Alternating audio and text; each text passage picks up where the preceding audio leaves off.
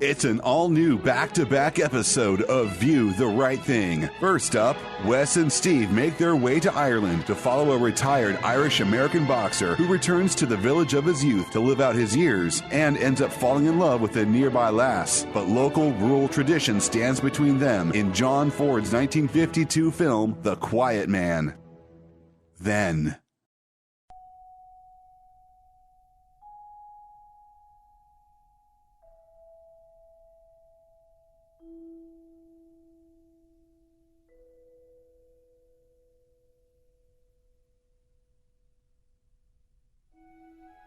Wes and Steve delve into another Steven Spielberg classic.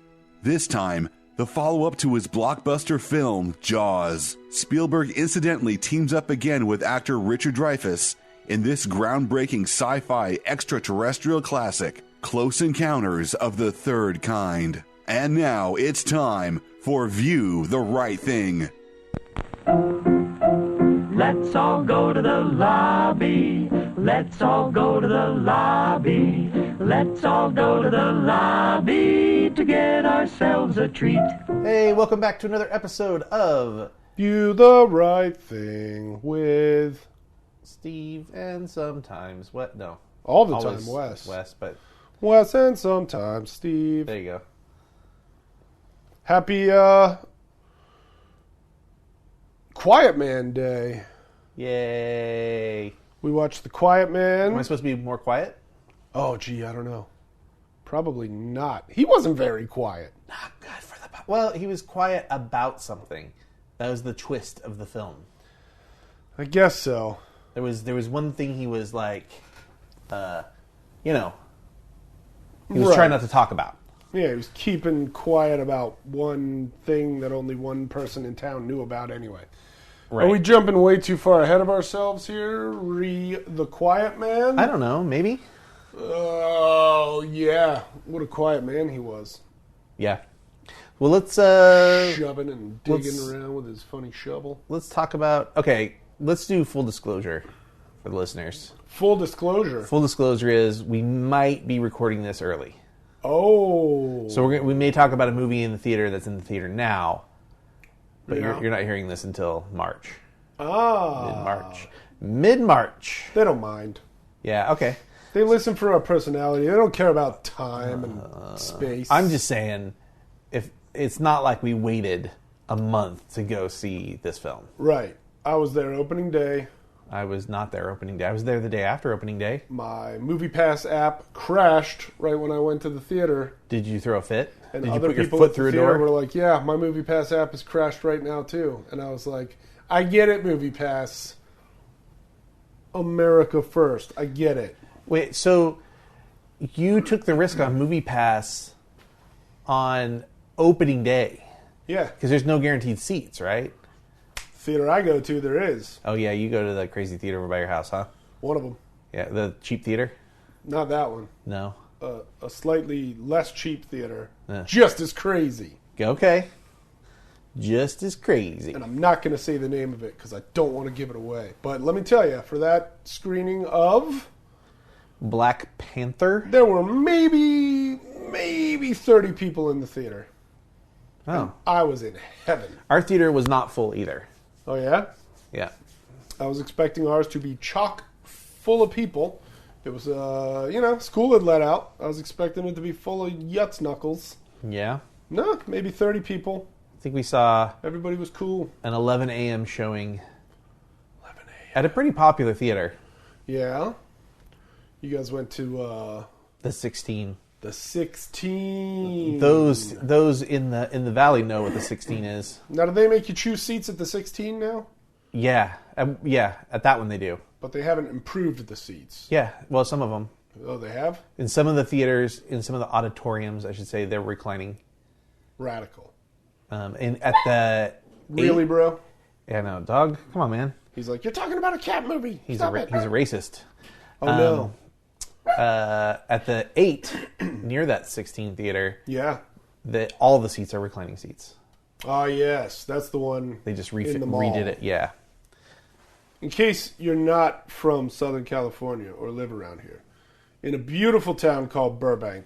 Oh, now you're telling them exactly where it is. So Heaven you don't on want earth. to tell anyone where your theater is. I'm not going to tell them exactly where it is. I'm just going to let them know it's in a beautiful town called Burbank. And within like a 3-block radius, there's an AMC 16, an AMC 6, Yeah. and an AMC 8. And it's kind of wonderful. It's like 32 screens or something like that. 30 screens. Yeah, Yeah, it's nice. it's pretty wonderful. But I don't go there that much anymore. There's about within about a mile of where we are right now. There's about 20 something screens Dang! at different theaters. There's 4 different theaters. What's that, the Americana? No, not that's too far away. That's not within a mile. The Russiacana? No, none of those things. There's no name for it. They just all happen to exist in this area. Oh, okay. Excellent. Yeah, Black Panther was the movie of the day. it was good. I liked it a lot. I liked it. I fell asleep a little bit in the early hours. That's just you, though. Yeah. That's not reflective of the movie, I don't think. It's not. I had been really, really burned out on day job work, and I'd had very little coffee. And so as soon as the movie took just even the slightest breath, I zonked out, but only for like 2 or 3 minutes. As a movie person, a lot of the time we, especially on this podcast, we talk about like historic significance of film. Yeah. And rarely do we actually get to experience them. Like, neither of us were alive for Star Wars when that came out, Very true. And Although I was alive for Gone with the Wind, which a lot of people you were find not. odd. Yeah. You were not. I was Rhett Butler's mustache. Way back in 1939. No, it did feel like this has some historical significance, and it did feel like, at least to me, like we were experiencing something special that will be looked back upon as a really important thing. I hope so. Yeah, it was good. The racists sure are trying to have fun with it. Have you seen the fake reports of like people getting beaten up at Yeah. Black Panthers? Oh man. Yeah, recycling old yeah. images of people that were beat up and stuff. Yeah, and like well known images too. Yeah. Being like, somebody told me this movie's not for me and I'm not supposed to be here and blah. It's like, shut up. Yeah. Gosh, they make me sick. If anything, I saw like mixed cultures and races Exactly. celebrating it together. Yeah. I saw a white dude in some African garb There you go. with his buddy who was black, And they were also in African garb. Also in African garb. Yeah, That's fun. Celebrate. yeah, good It's a times. celebration. I guess without spoiling anything, Yeah, who is your least favorite king of Wakanda? I'm just kidding. You don't have to answer that. I was like, what do you want me to say? You don't have to answer that at all. I joke with you. I didn't have a least favorite anything in that film. I liked every performance. I didn't like all of the story decisions, Oh, but generally that's I don't like. I don't want to give much away. I don't like it when. Never mind. I'm not going to say it because Okay. it would be too easy to read into it.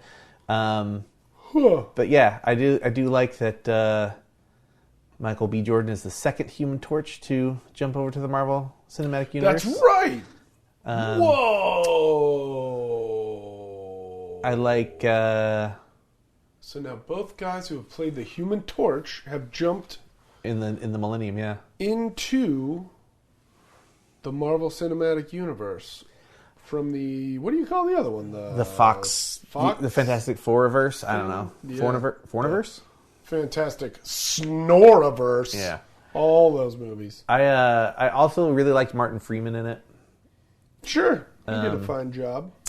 Yeah, well, I think what I liked about it was the potential with that character.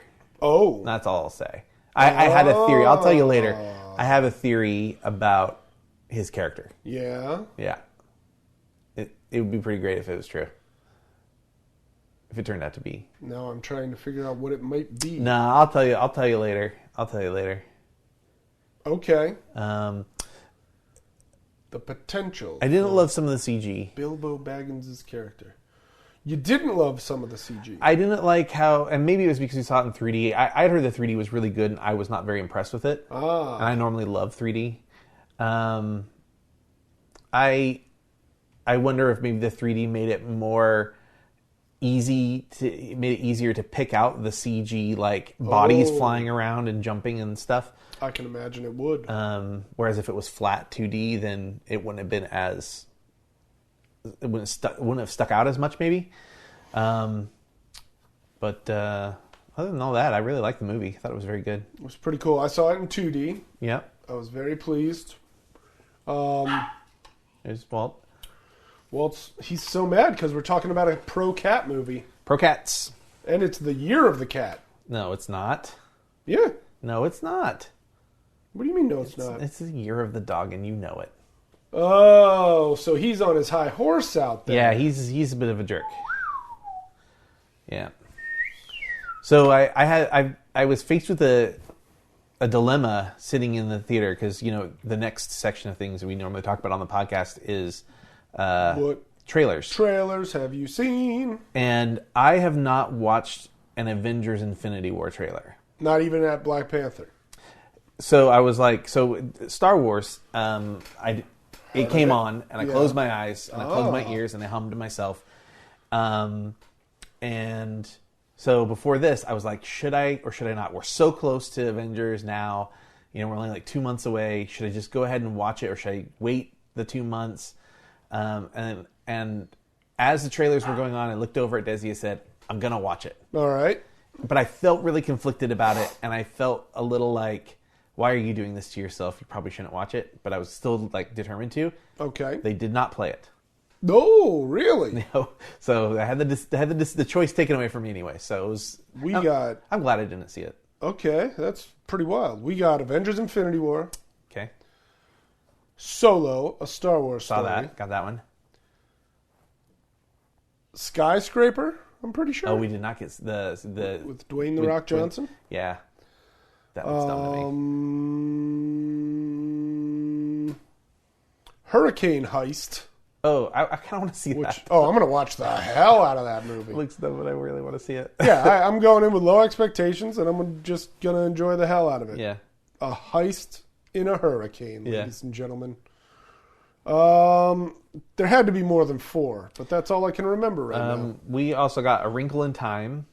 We didn't have that one, and I was very surprised. We also didn't have Ready Player One. Did you have Ready Player One? We didn't on this one, no. But we did get Ant-Man and the Wasp, which I had not seen yet. We got that too. Yeah. I hadn't seen it yet either. I'm very excited for it. I'm also excited. Comes out on my birthday. Oh, yeah? And your brother's birthday. Oh, yeah. Yeah, pretty exciting. It comes out near my birthday. Oh.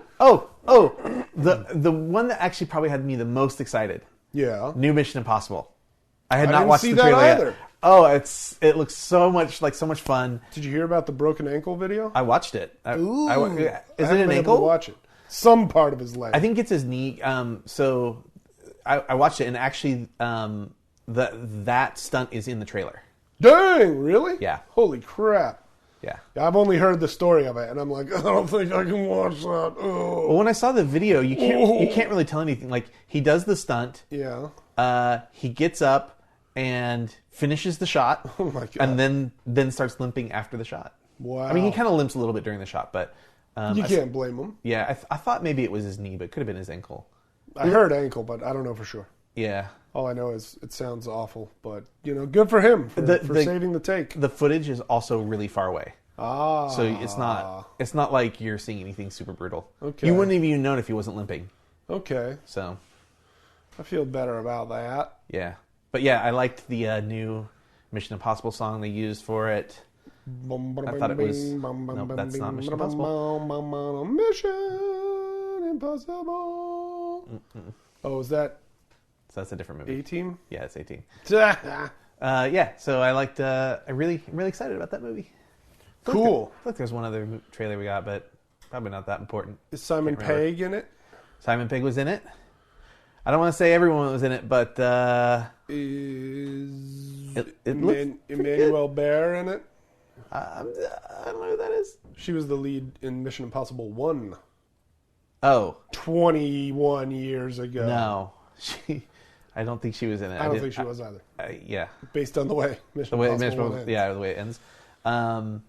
Yeah, it's it seems like the last Mission Impossible seemed like it was like, hey, we're doing this big, fun thrill ride, kind of silly. It was very funny. It was a much funnier Mission Impossible than the other ones. Talking about Rogue Nation. Rogue Nation. And this one looks like they're still having fun, but they're going back to something a little bit serious. They're developing the character and sort of delving into Ethan Hunt a little bit more. Oh. So I'm very excited about it. Sounds cool. Yeah. Is this the 6th one? Yeah. Sixth Holy one. shnikes. I'm going to rewatch all 5 before. Hell yeah, dude. That's also in July, by the way. Man, July's going to be on fire. Yeah. There was something that comes out in October that we saw a trailer for. I can't remember what it was. Tower Heist? Tower Rampage? Heist? No, Rampage is sooner this spring. I'm going to watch Rampage so hard. Oh, we got the Deadpool trailer? Oh, yeah, we got that. Yeah. Simple. I'm going to go see it. Looks fun. Yeah. It's a good trailer. It's a great trailer. Yeah, it's like, hey, here's the new thing. And then here's all this old stuff really fast that you loved from the first movie is back. So I like it. that was a smart way to do a trailer. Way to go, Deadpool. Way to go, Deadpool. I feel like I'm getting hoarse. Do I sound like I'm getting hoarse? No, Okay. but you are getting long in the face. That's probably true. That will happen to a horseman. And it'll happen to a horse. What was that other movie? There's something coming out in October, and I remember I looked over at Desi because we celebrate birthday month. Was it Slender Man? And I was like, birthday month? No, it was not Slender. It wasn't a scary movie. Okay. Was it Jurassic World? Fallen Kingdom? I don't think that's in October, is it? Probably not. That would. But we did get that trailer as well again. All right. And I really am looking forward to that. Because I'm a huge Jurassic Park fan. Yeah. Huge Jurassic Park fan. We've got the biggest T-Rexes in this movie this time around. So much bigger than the others. Believe me. That's also a really well-made trailer, The Fallen Kingdom, where they use the slow kind of haunting version of the Jurassic Park theme. It's a little off-key. Yeah, it's very flat, dissonant and screeching kind of, and yeah, I get you. Yeah, it's scary. It makes me very scary.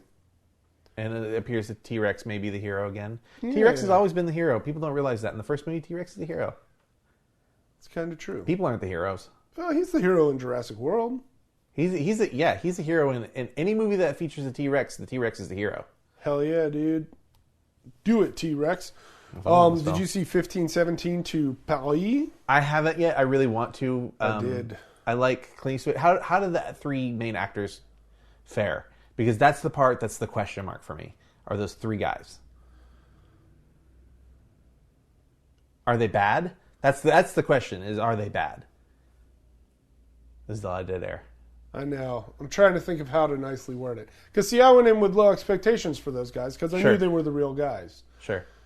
And let's just say, I feel like they do about as well as they can with the material that's written for them. Yeah, I mean, it's a true story. So there's only so much you can do. There's only so much you can do, but more could have been done. Which is why it came out at the end of January, beginning of February. It felt like with a no first fanfare. draft. And that's too bad. Yeah, because it's a really incredible story.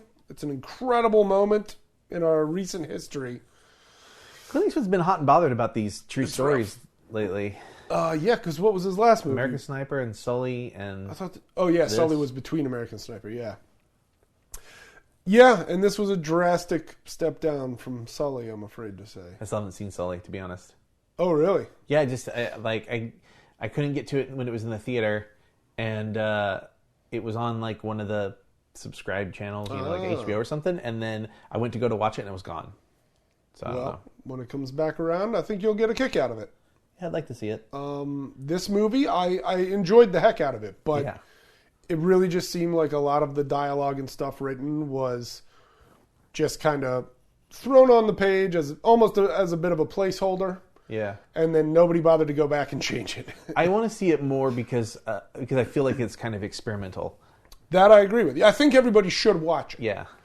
But, just be ready to be like, who talks like that? You Yeah, know, and it's nothing to do with the actors. It's a lot to do with they could have reworked that line a little bit. I mean, there's literally a scene that's 2, maybe 3 minutes of 2 of the guys and a girl that they met in Venice, Italy, ordering gelato.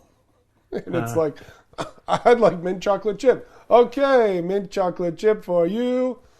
I'd like that flavor. Oh, that flavor for you. And it just keeps going. That's what we call shoe leather in the business. Yeah, I'm like, why are they wasting so much time Just pacing on this around. scene? But, you know, Clint, you've done so much great work, and this is also pretty cool. God bless you. I want to surprise you with something I knew I want to try out for the podcast. All right. Let's just wing it and try it. Trying something new. So there is an area of new film. Uh-oh. It kept vibrating towards me like it was gonna fall, and I kept saving it. You are talking about your cell phone, right? Yeah. Not, you know, What other phone? well, not a phone at all. Okay. Continue. Anyways, so there's an area of film that we don't talk about where there are new films coming out, and we don't, they don't come out in theaters. So Yeah. and they're not in the bucket because a lot of times we don't know about them till they're out. Very true. So I'm thinking maybe we should spend a little bit of time and talk about, in addition to theatrical films, streaming films Yeah. that are new to the world. Not Sure. film, not an old film. Like I watched, I'm doing this 365 movie challenge this year Yeah. for myself. So I watched the Emoji Movie. I'm sorry. Yeah, me too. That's not the kind of film I want to talk about because that came out in theaters and everybody had a chance to see it and talk about it. I'm talking about, the Amazon Prime, straight to Netflix, straight to Hulu, whatever. I get you. Anything you want to talk about? Anything you think of right off the top of your head? I just watched the new one with Adam Devine and Alexandra Daddario. I watched that also. I think it's called When We First Met. When we first met. That's true. I liked it a lot. I love ship in a bottle movies.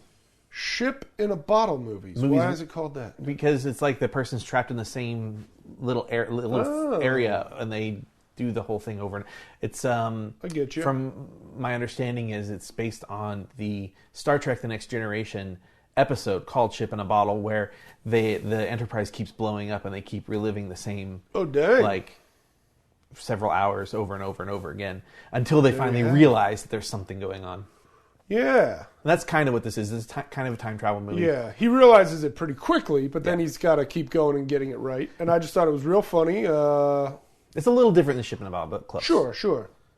I really liked the message that was going on in it, which I won't spoil. Yeah, I liked the realization he has. Yes. And I like the performances of the actors and actresses. Yeah. Except for the best friend, I didn't really love. I thought he was just like stereotypical caricature black guy. I can see that being the case. I wish there would have been more depth with him, but Yeah. the movie wasn't about him, so I don't know. Very true. This is very true. But yeah, very funny movie, When We First Met. By the time this airs, there might be a movie streaming on Amazon. That you're in? Yup. Can you tell us what it's called? It's called Ice the Movie. Oh, it's going to be on Amazon. It's Did Amazon pick it up? coming to... Gosh, I hope it's Amazon. I'm pretty sure it's coming to Amazon on March 10th. To purchase or to stream? I'll triple check There's right a difference. There's a difference between subscribing to Amazon Prime and being able to watch it versus. God bless you. Yep, You about to Sudie. sneeze? Oh, yeah. Okay. Versus it being for example, even though it came out in theaters, Manchester by the Sea was an Amazon film. Was it really? Yes. Whoa. So after it was in theaters, but before the Academy Awards, it was available to stream on Amazon. I did not know that. Yeah. There's another. Now there was I can't find any of the posts about it. a documentary that was nominated last year about called Life Animated, and that was also an Amazon film that was available to stream Whoa. on Amazon before the Academy Awards. So yeah, so I'm curious to know if Amazon picked up Ice or if it just is gonna happen to be on there, or That I don't exactly know. that's more what I'm looking for. Is not movies that are like straight to video, Right. but movies that are produced by Netflix or produced by Amazon, Understood. made for their platform. Well, when I find out more, I'll definitely let you know, dear listener. Like it's kind of like Disney has new Marvel TV series coming out. Yeah. A couple of them, and some new Star Wars TV series coming out. Oh, yeah. But they're going to be exclusive to their new Disney platform. Holy shnikes. Yeah, so you won't get them on Netflix, you won't get them on TV. You'll only be able to watch them on the Disney, whatever it is, whatever they're calling it. Dang. Well, look for Ice the Movie, March 10th. Ice the Movie. If you're listening to this and it's after March 10th, It's after March 10th. look for Ice the Movie, baby. I can tell you that, because these will always come out on the 15th. Oh, yeah. Give or take a day. But But how do I know which month? I don't know. I don't think that far ahead, this baby. is the March episode. Oh, damn Smarch weather.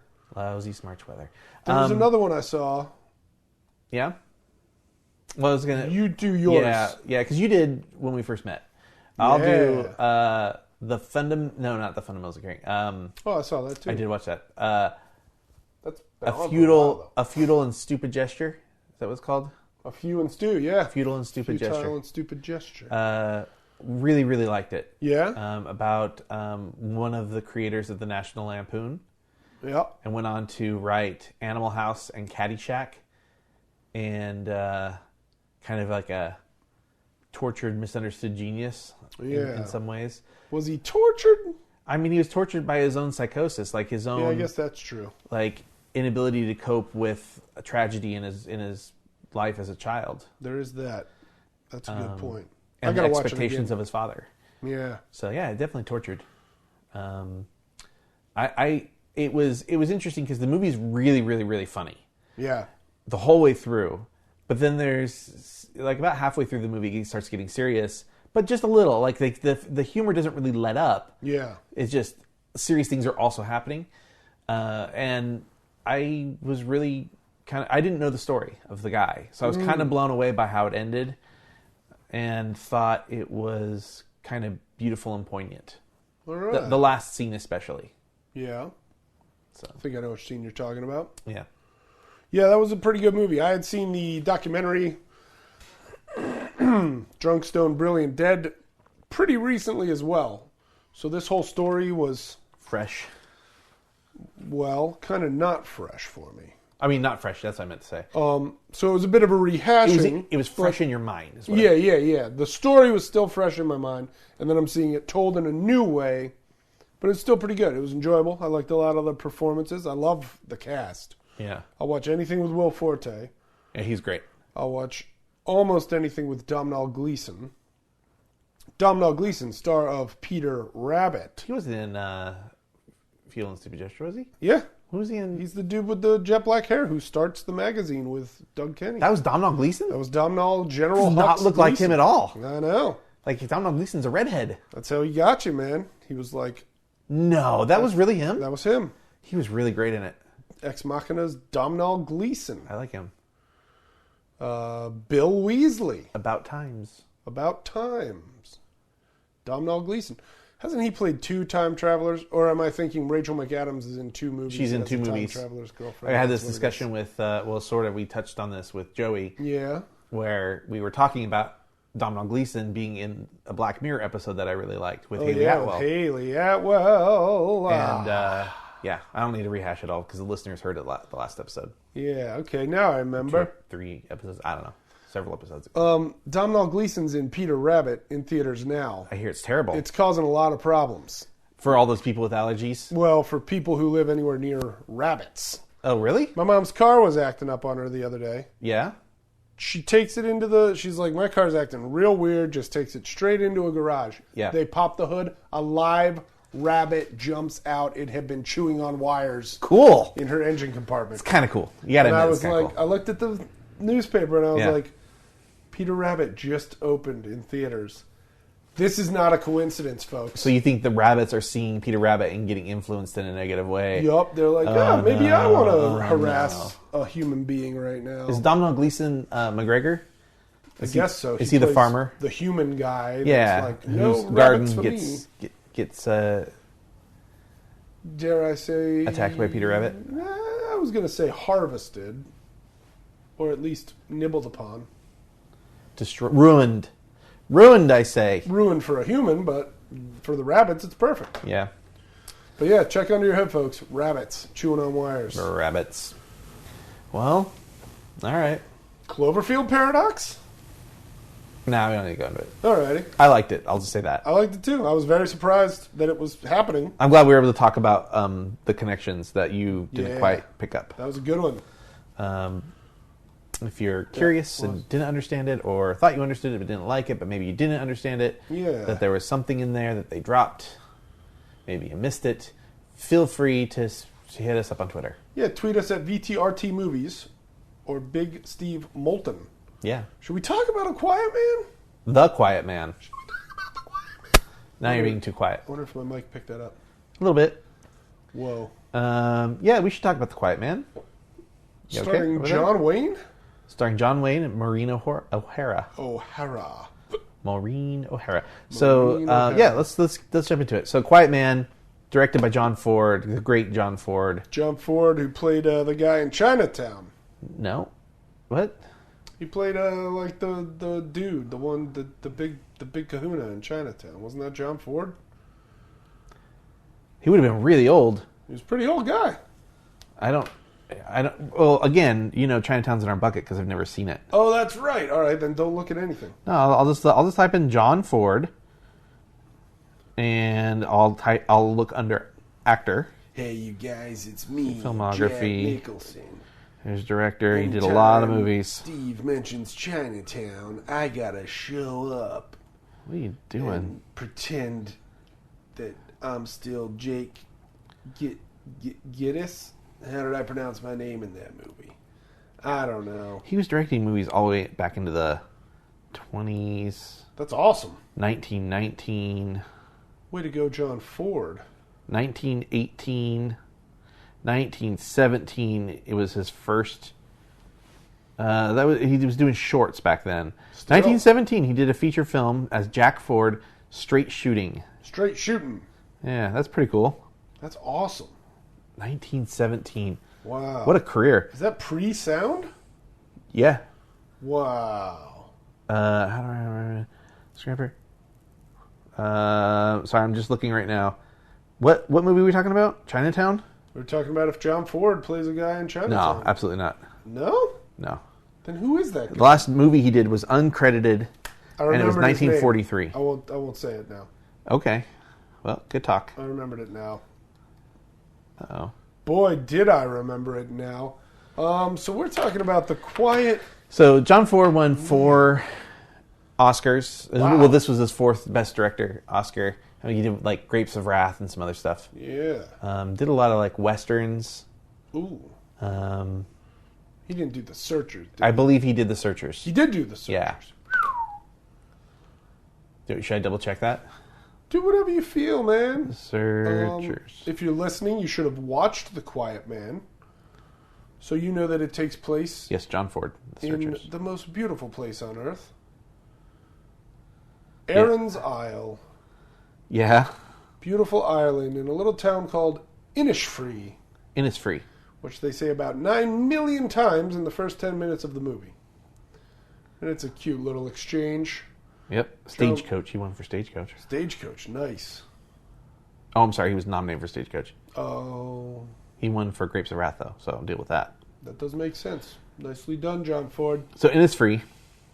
It's a little town in Ireland. John Wayne comes riding into a neighboring town called what? I don't. No, quick. Go. I was gonna go and tell you how the production came to be Oh yeah, let me hear it. before we got into what the I film was was diving about. into the plot, but let me hear it. Okay, so the movie's based on a short story. It was published in the Saturday Evening Post in 1933. Wow. John Ford purchased the rights 3 years later, 1936, Nice. for $10. $10. Well, back in 1936, $10 was a lot of money. True. That was like, I think that was like $1,000 in the 30s, roughly. You think so? I think it was probably. I mean, I could pull up a calculator, but I'm not gonna. And most of the studios didn't really believe the idea was profitable. Sure, So I can fully understand they why. pretty much just turned him down left and Yeah. right. He visited Maureen O'Hara on the set of The Spanish Main and offered her Cool. the role, and she was like, heck yeah. All right. So they went and they found Republic Pictures, who did... They specialized in westerns, low-budget westerns. Yeah. They made pretty much... For the amount of money that John Ford said they needed for their budget, that was like a whole year of films for Republic Pictures. Wow. He wanted a whopping $2 million. But again, $2 million back in that era That was might as a lot well of money. be like $100 million now. 1,000 million. Yeah. That'd be $1 billion. So, the one thing that Republic Pictures had really to their benefit, though, even if he had to like cut his budget, Yeah. was they had an exclusive contract with John Wayne, The Duke. the Duke. Now, John Wayne and The Duke exclusive contract. and Ford, they were close friends. They worked together over and over and over again. They were friends for like 40 years. Ford is the man who's credited for making John Wayne famous. John Wayne was a prop guy. Oh, really? And Ford saw him as a young man and said, what is it you want to do? And John Wayne said, I want to direct. And then he started getting kind of placed in like non-speaking roles and things in movies. Yeah. And then eventually they needed an actor, and he was like, "Oh, let's get this guy. Wow. This young guy, John Wayne." Marion John Wayne. So yeah, that's that story. So Republic Pictures signed a 3-picture deal, but they wouldn't do The Quiet Man Really? unless John Ford did another movie first Oh. and proved that it was profitable. All right. Should I guess? Yeah, sure. Also John Wayne? Yes? Have I mentioned it in the last 10 minutes? No. Green Berets. No. I'm out of guesses. Rio Grande. Nice. So, well, that's a pretty big movie. Yeah. I think it made about $2 million, which is what they were needing to make this other film. Pretty kick-A. It's a lot of money. Again, a lot of money back then. Still a lot of money today. Right, but if Don't let these. Well, if not a studio movie is making, if a studio is making movies for $250,000 right. or $100,000 or whatever, Yeah. and a movie comes in and makes them $2 million, that's pretty great for them. Word. So I'll take $2 million. So they agreed to do The Quiet Man. Ford convinced them to let them shoot in Ireland, which was kind of unheard of. It was not very common for studios to fly a cast and part of a crew, if not all of a crew, Yeah. to another country. And the director and John Wayne, they took their families. Wow. And they did. A lot of people have this understanding that the entire movie was shot in Ireland, but it turns out it wasn't. And so it's like a kind of a hot trivia thing. That all of the close-ups in the film and all of the interiors are actually in the mostly U.S. All right, that on makes sound sense. stages. And even some of the outdoor stuff, as if it was a close-up. So like right at the very beginning of the movie, you were talking about it takes place in Innisfree. Yeah. John Wayne shows up on Choo-choo train. on a choo-choo train, and you notice he's talking to somebody in the car when he gets out, and he pulls an apple out of his pocket, and he holds it up and smiles and nods at someone inside I the. remember the apple. I don't remember that he was conversing with someone. He was conversing, but not audibly. Yeah. Like we didn't hear anything.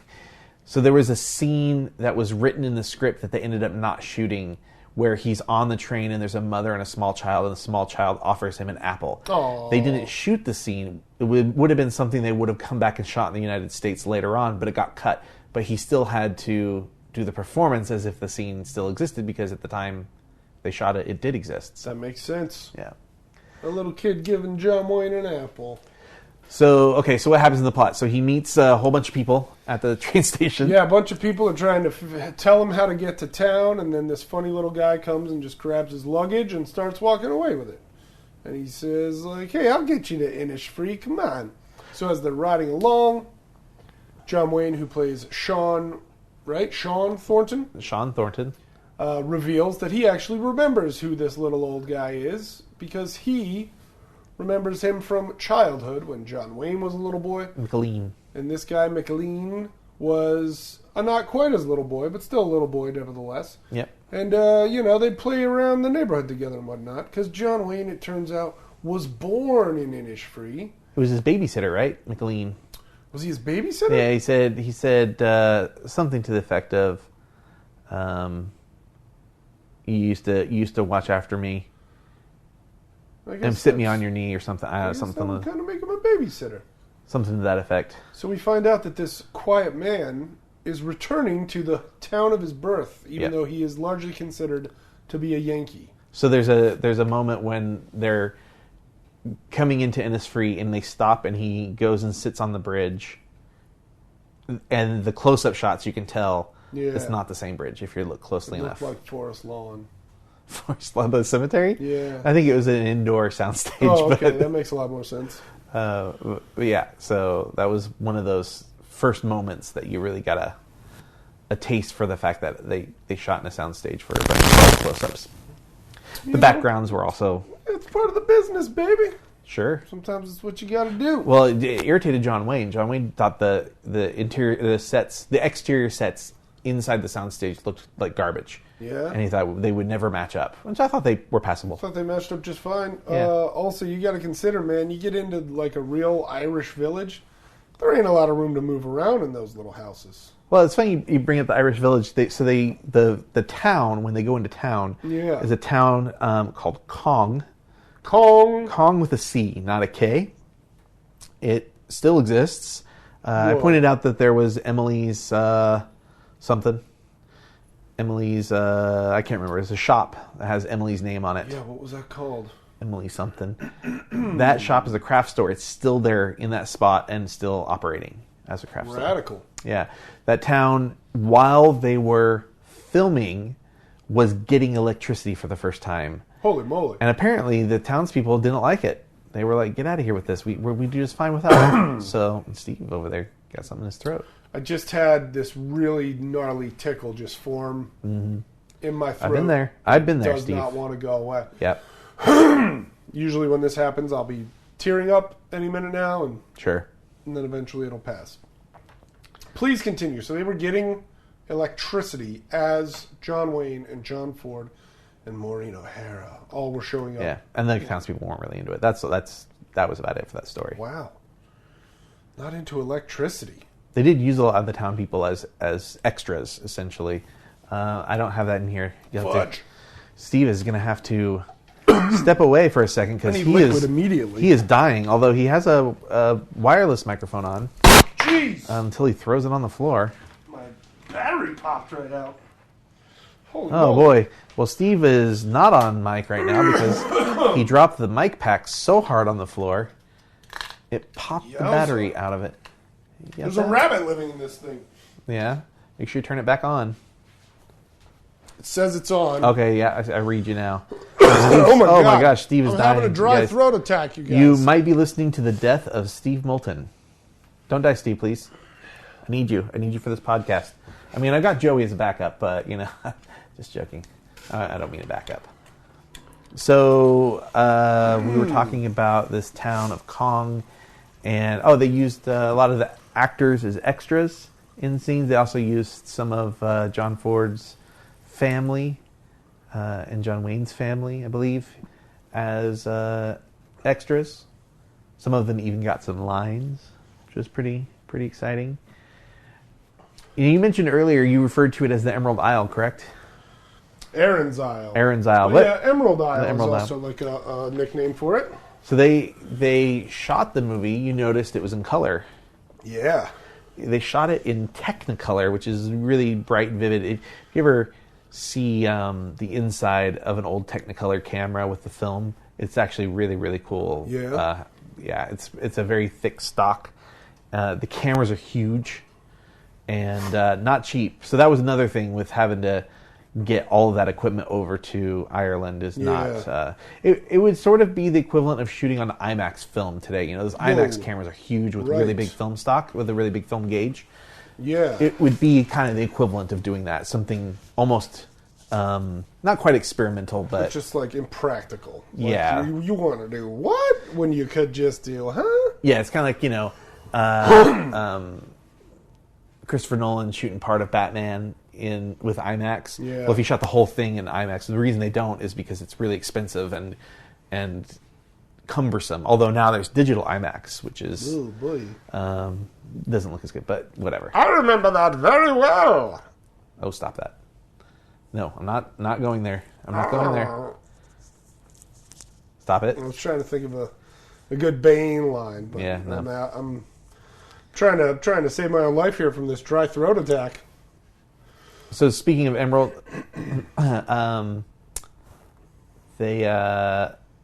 green, the color green, Everywhere. is in every shot of the film, Whoa. but not in costumes, It's like The Matrix. except for one costume in the entire film. There's only one costume with any green in it? Yeah, not counting like the leaves of a flower or something like that. If you ignore that, none of the costumes have green, Except for one. except for one, and it's when they finally get to go a courting, and they go to the cemetery, and she's wearing yeah. that dress with the green flowers all over it. That's the only outfit with green in it. Okay. Wow. Yeah, Yeah, because there's that much green that you just figure Yeah. it's all over everything. yeah. Good call. A lot of blue, a lot of white. A lot of blue, a lot of white, a whole lot of tweed. A lot of tweed. Which isn't exactly a color, but Yeah, you there's a get lot of what I mean. beige, A lot of beige. cream. Quite a bit of red. Maureen O'Hara kept wearing that big red skirt every once in a while. Holy cow! That red lipstick on her Yeah. face, And her red hair. and her red hair, of course. Praise Jesus. She was actually Irish. With a name Maureen like O'Hara? Yeah. Who would have thought? I don't know. This is also one of the few films where they actually speak Irish. Yeah, that was a cool little scene. It's a really fantastic scene. Not only is it a good scene and means something, they Yeah. don't subtitle it, Right. which is awesome. And again, movies don't use that language. Mm-hmm. So I don't even think they speak Irish in like Waking Ned Devine or The Commitments. Right. Or even Billy Elliot at any point. there is one thing that I never really quite got, and that's who's really telling the story. Because at one point it's Maureen O'Hara telling the story, like she But narrates. you're not talking about the actual narrator. Did she narrate at one point? Yeah, there's a part where she narrates when he's looking at the house for the first time coming back. She's narrating it. It sounds like to their child. I don't remember that happening at all. I thought the only narrator was the priest the whole time. The priest and someone else. There's one other person, I think. Oh my god. Yeah, and I never really understood. Like for most of it, it was the priest. Mm-hmm. So I don't know. I do not remember I just distinctly remember her talking. female narrator. Anyways, Did she say goodnight, Marty? yeah, she did. I knew it. Where are we at here? So they Oh god. show up on the cart. The priest stops them Yeah, he does. on the cart, and he says, "I need to talk to McLean." Alone. Yeah, Talk to him alone. isn't that kind of weird? It's extremely weird. Because they never referenced it ever again. They didn't, did they? No. So again, What another the heck, Quiet Man? another scene that was cut out of the movie. What was supposed to happen? So it's not important, not really relevant. Okay. It was more of a character like background establishing thing. So it turns out McLean is the town bookmaker, right? Aha. Which we know through the film. Right. Not bookmaker, Bookie. bookie. Yeah. I think bookmaker is maybe the old. Yeah, bookmaker. I read that, or is like what? bookkeeper or something. I read that somewhere. Bookkeeper is more like an accountant. Yeah, right, that's what I Bookmaker is more like a an under- accountant. like a Yeah, he's bookie. basically a bookie. Yeah. But bookie comes from something. I'm not sure. It's bookmaker. Tell us. Yeah, okay. Yeah. So, Got it. And the priest is low on funds, like he's poor. So they have a little something to work out. So it's more of just like sort of an establishing thing. I think the censors were kind of all over this. Really? Yeah, and I think it was a censorship issue where Wow. they didn't think it was appropriate. Wow. Yeah, That's funny. there was a line that was cut out in the film too. I pointed out to you, but Wow. It's like only every neighborhood in every city in America has low-level organized crime going on, and bookies everywhere. well, I think Why should they have it in the I movie? think the idea is that they didn't want the Catholic Church to be seen engaging in illegal activities. So I think censors cut the scene for that reason. Okay. They didn't want there to be a negative light on the Catholic Church, which is interesting because they so he shows up in town, he sees Maureen O'Hara, Yeah. and he immediately falls in love with her. Which is silly, but I get it. You know. She's Maureen O'Hara. She's herding sheep, Oh. and he is determined to buy the house that he was born in and lived in as a lad. So he goes to speak to the widow who owns the house. She's the richest person in the town. Oh, yeah. She's also supposed to be extremely generous, big on charitable works. She seems like a pretty nice lady. Yeah. When you first see her, you almost wonder if she's going to be kind of like a Wicked Witch of the West kind of a situation. Oh, no. But she actually is really nice. She's very nice. What's her name? The Widow Talan? Talan or something like that. Tulan? I could probably look it up right here. Well, it turns out that what's Maureen O'Hara's name? Mary Kate. Mary Kate. So Mary Kate's brother. Yeah. They just refer to him by his last name, Dennehy. Danaher. Sorry, Yeah. not Brian Dennehy. His character's name Danaher. is Squire Red Red. Will Danaher. And they only mention Red once or twice in the once or film. twice. They usually just call him Denneher. So Denneher shows up when he's trying to buy the house back, and he's like, I've been trying to buy the house forever, blah, blah, blah. You know that I made a good offer that's worth plenty. And it would put his land right up next to her land so that they could work side by side. those lands together. Well, he's kind of cocky, and she doesn't really like that. So she sells Thornton the house. Yeah. To Denneher's chagrin. So we learn more about the townspeople. We learn that Thornton sleeps in a sleeping bag. Yeah. He meets the Reverend, who recognizes him, but not sure Reverend from Snuffy. where. Snuffy, yeah, Snuffy. Snuffy. He's not sure where he recognizes him from. Oh, right, And- yeah. He's just like, ooh, aren't you Trooper Thorne? Well, he doesn't even remember that until the horse race. Oh, yeah, true. He's just like, I know I recognize you from somewhere. Yeah. And he's like, nope, I don't think so. I got that kind of face. I got that kind of face, Reverend. So he goes home and he finds that somebody's been sweeping up and lit a fire in my new home. What vagrant is in here? So he throws a rock and scares Maureen O'Hara, Mary Kate, and it's like howling wind outside, and she tries to run for the door, and he grabs her at the door and whips her back in and then kisses her with the wind blowing all around them in a moment that we're going to see in a few months in another movie that I love. And he thanks her and tells her that it was a very nice thing that she did. It was a very nice thing that she did. And so she leaves kind of smitten. Aww. And they spend the rest of the movie treating each other like garbage. No, I don't know if I go that far. But it's pretty close. I think they spend the rest of the movie unsure of how to do what it is that they want to do, because he doesn't understand their traditions, and he doesn't understand what it is that she's truly needing. It's not that she just needs a husband or whatever. It's that she needs... We talked about it when we were watching the film. The film's about liberation. It's about she needs liberation from sort of being under a man's care and being kept by her family. Uh-huh. And he needs liberation from the guilt that he's been feeling over this tragedy that's befallen on him. This thing that he's so quiet about. The thing he's quiet about. Ooh.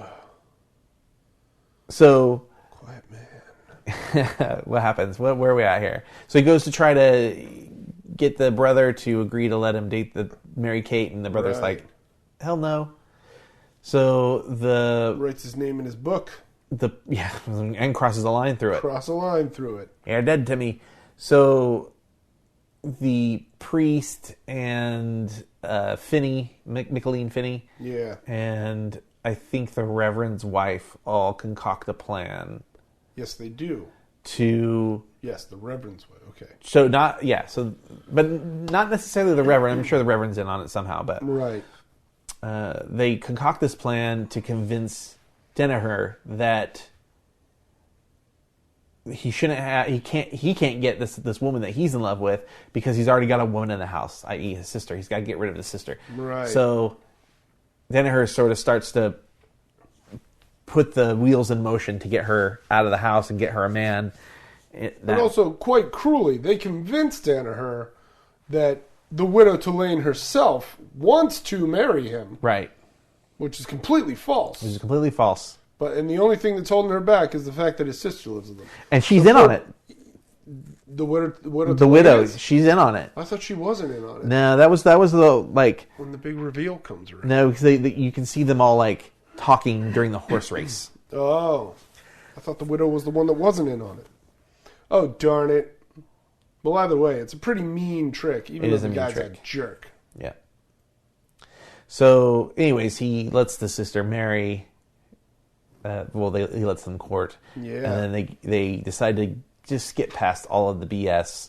Yeah, they do. Go straight for the A. Yeah, the courtship, the courtship scene ends in a cemetery, and there's like lightning striking and pouring rain, and he puts his coat on her and holds on to her and kisses her. French a little. French a little. And so they get married.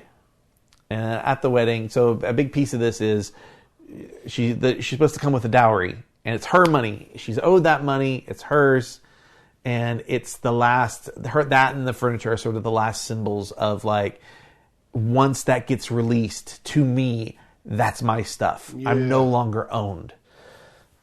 So, at the wedding, he gives the $350 pounds in gold, puts it on the table, and then he announces his intentions to marry the widow. And the widow's like, "Who gave you permission to talk about this? No way, Jose." Basically, no way. And so she leaves, and then he gets mad. And he tips the table over. He's like, "You'll never get the money," and blah blah blah. Which is a strange way to stop someone from getting money, by spilling it on the floor. Yeah, not a great tactic. Right. And what does he do to the quiet man? Punches him in he sucker punches him real bad. Yeah, knocks him out. And then that's when we get the revelation that he actually was a prize fighter. Oh, Nikes. And he's sort of been called on to fight once or twice in the film, and he's kind of walked away from it. And now we know that it's because he accidentally killed somebody in a prize fight. Back when he was prize fighter, Trooper Thorne. Right. He killed a good man who was a good boxer. But he just walked into the ring on the wrong day. Yeah.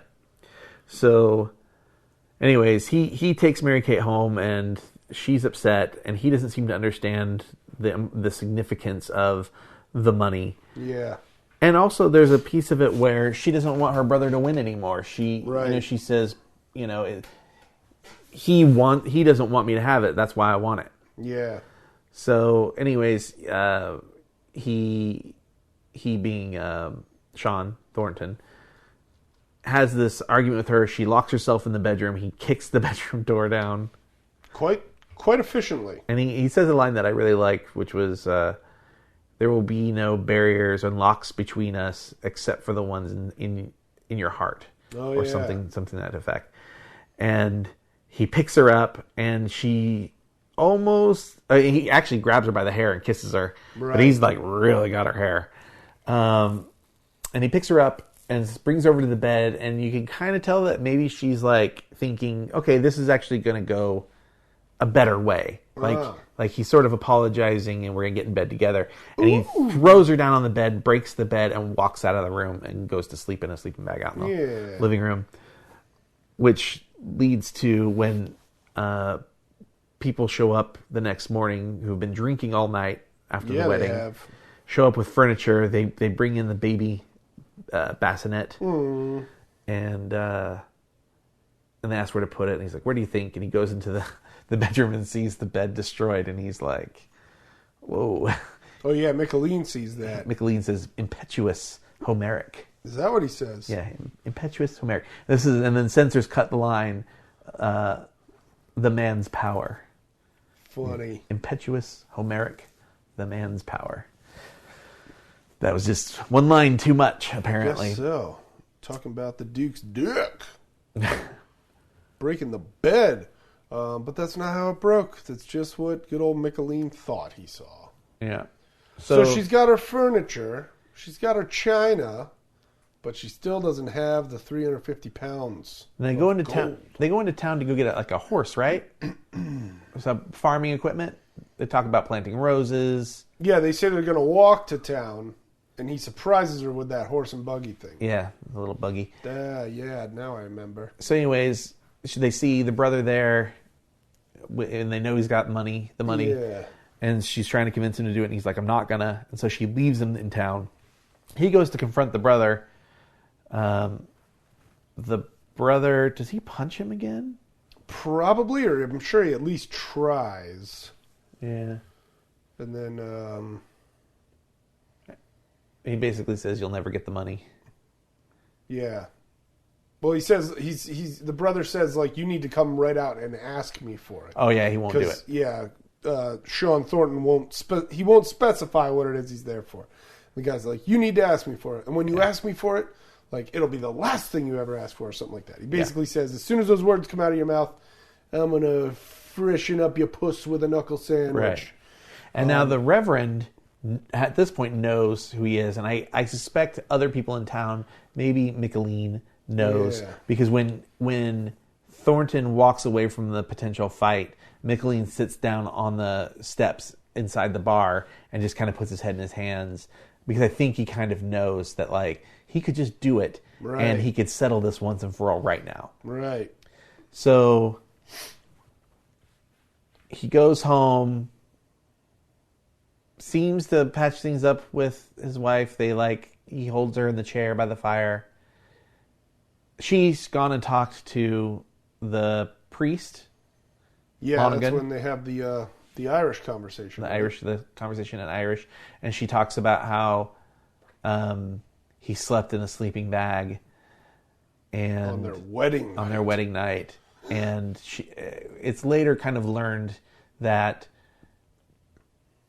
she's upset because she married a coward. Yeah.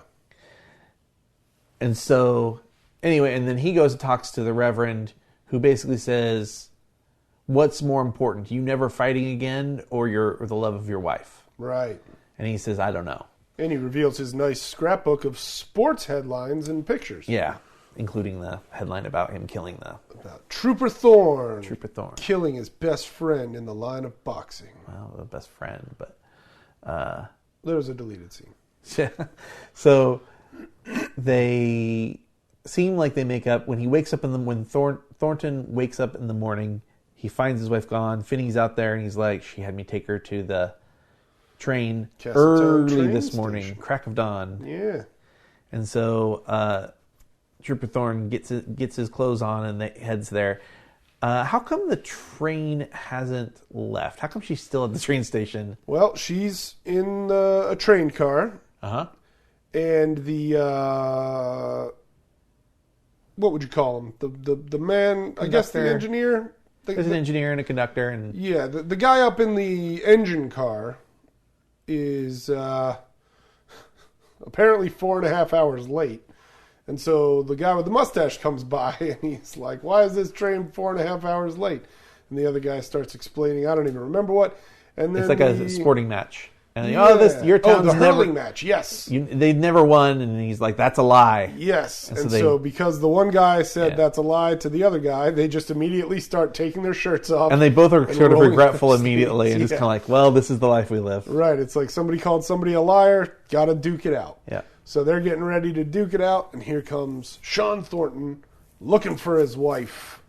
And everybody assumes, wait a minute, if Sean Thornton's here to get his wife back, that must mean he's ready to kick her brother's ass. but not before he manhandles her. For 5 miles. Yeah. From the train station in Castletown. He literally drags her. All the way back to and pushes her on the ground and picks her up and pushes her on the ground. She loses a shoe several times. So John Ford thought that whole thing was improvised. Oh. Turns out Maureen O'Hara and John Wayne planned all of it out and rehearsed it meticulously. Well, that's good to know. Unbeknownst to John Ford. Wow. Yeah. Yeah, because she is in ragdoll territory in that scene. Now there's another interesting thing about that scene. When he's dragging her across the field. Oh, gosh. I think I know exactly what you're about to mention. The sheep dung? No. So, when they weren't shooting, John Wayne and John Ford went along the path and kicked as much sheep dung in the path as possible. Oh, no. To purposely drag her sort of as a prank. That's awful. So she heard about it, so she and a friend went and kicked all of it out of the way. Okay. And then when they weren't looking, John Wayne and John Ford went back and kicked it all back in. So they drug her through actual crap. Oh, and that's so gross. John Ford instructed the crew that no one was to allow her a fresh set of clothes or a towel. Good grief. She had to wear the clothes the rest of the day. Why? Some funny prank, I guess. Hey, let's drag you through animal shit. I at first it's kind of funny. Like if it had just happened the one way, no. I can understand a joke. Like if maybe not a woman. Yeah, but when shit's involved, that's way overboard for a joke. Yeah. If it were, a bunch of like blueberries that she squashed. Nah. I mean, like I don't know. Actual shit, like the dirtiest thing. I'm not particularly bothered by it, except for the fact that once she caught them, right, and did away with it, they were like so insistent on doing it, and then not letting her have a towel to clean herself up. That's too far. Pranksters, if you're listening, when you get busted planning a prank or even get caught pranking, when the other person's smart enough to catch you, you got to just give up on that prank. For the love of Jeff. So he drags her to the brother. The whole town's there watching. Everybody's taking bets on what's going to happen. And doesn't someone offer him a particular item that's pretty terrible? A shillelagh? Dragging her, sort of. The switch, the branch switch, yeah. To beat your lovely woman. Yeah, that's pretty. To beat the lovely girl. Up. An old farm lady. Yeah, the one at the one who hangs out at the train station all the time. Yeah, she's like, "Sir, here, I found this for you to beat your lovely wife." So they get to the brother, and he demands the money. And the brother's like, no way. Then he says, then this is essentially a breach of contract. He throws the girl back at the brother and is like, you got to take her back. Yeah. And so the brother gives the money. He walks over to the furnace and burns the money and then puts his arm around the wife. And it implies that he's going to kick the living snot out of the brother. And she's like, there'll be a hot dinner waiting for you when you get home. Mm-hmm. And she walks away all happy and proud. Doesn't look back. And then they prepare to fight. Yeah. And we're about 2 hours into the film. Holy shnikes. So the reason why I bring that up, there was another stipulation that Republic Pictures had on this film. Oh. And that was, this film was to not, under any circumstances, go over 2 hours. Whoa. Not 2 hours and 1 minute. Not 2 hours and 30 seconds. Whoa. Nothing over 2 hours. John Ford trimmed it as much as he could, and the lowest he could get the movie to was 2 hours and 9 minutes. I'm pretty sure there was plenty of trimmable material still in that movie. I don't know if I would have. I don't know if there's anything in there that I would cut out that I feel like everything that's in the movie helps the film. There's nothing in there that like it's either character development or like a reprieve from the spousal angst, and there's like humor stuff, and maybe the horse riding scene is long. A little long. The dragging scene is pretty long. Dragging scene is long, but it's right because you want it to feel long. Like she really got it. Yeah. You want it to feel like he really went the distance with her. You don't want it to be like he drags her out across the stream and then they're there. Courting scene is pretty long. The courting scene is long, but it's, I think, important. It's like the one time where we actually get to see them like kind of be alone together and be happy. Yeah. And really get to know each other. And we also get to learn like how into each other they are by like okay, we can just bypass these months of traditions that we're supposed to do. Also very important for her because for her to sort of skip the tradition of things is a big deal for that character, right? So I don't know. Agree to disagree, whatever. But Agree the dish is green. So, anyways, they loved the movie. Yeah. So he did a screening, and at 2 hours, exactly, an alarm went off. He shut the movie out. The screen went black. Wow. And the producers were like, "Whoa, whoa, whoa, whoa, whoa! What? Like, where's the fight? What happened?" And he's like, "I couldn't get it over. I couldn't get it under 2 hours." Whoa, that's a ballsy move. It's a really ballsy move. And so they agreed to allow it to be 2 hours and 9 minutes. Cool. And then the last 9 minutes are a fist fight. The last 9 minutes are a fist fight. For a long time, it was the longest one-on-one fight in cinema history. Wow. I'm not sure. I think Rocky and Creed, I think that fight is 10 or so minutes. Oh, all right. Or maybe longer. Yeah. So, anyways. Cool. Yeah. So... Now, how does the fight end? Does one man kill the other to death with punches? One man definitely spits teeth out. That does happen. They end up fighting all the way into town. All the way into town. They fight across rivers and bridges. They take a break for some Guinness. Yeah. They go back out while John Wayne punches Danaher out of the bar, out of the pub. Yeah, and that's to start round 2. That's sort of the defining end of the thing. Yeah, him getting punched out of the pub is the last time we see a punch get thrown. No, I thought they punched a little bit more, and then they wind up back at Thornton's house. Nah, well, the next we see is he's got him over his arm. Oh, okay. And they're singing on the way to the house, and she gives them all dinner. I thought they did quite a bit more fighting before getting to his house. I don't think so. I think the punch through the door is sort of the deciding.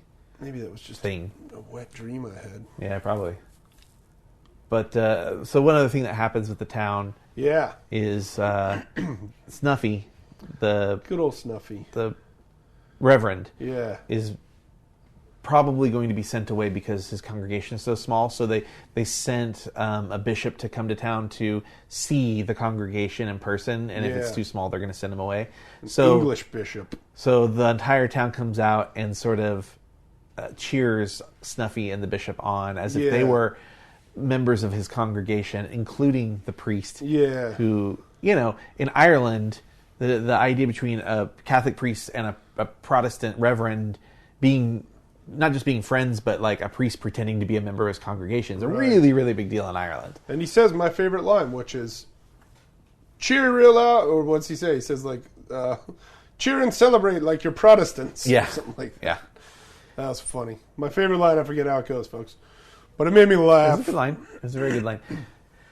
And so presumably Snuffy gets to stay, and everybody's happy. It all ends positively. Oh, Nicolene makes a lot of money taking bets on the fight as it happens. The widow decides she actually does like Danaher. She likes and she ends up with him. They end up courting at the end of the movie. She gets married in a lovely lavender blouse. Well, they go courting. Remember, they're in the courting. See, I thought cart.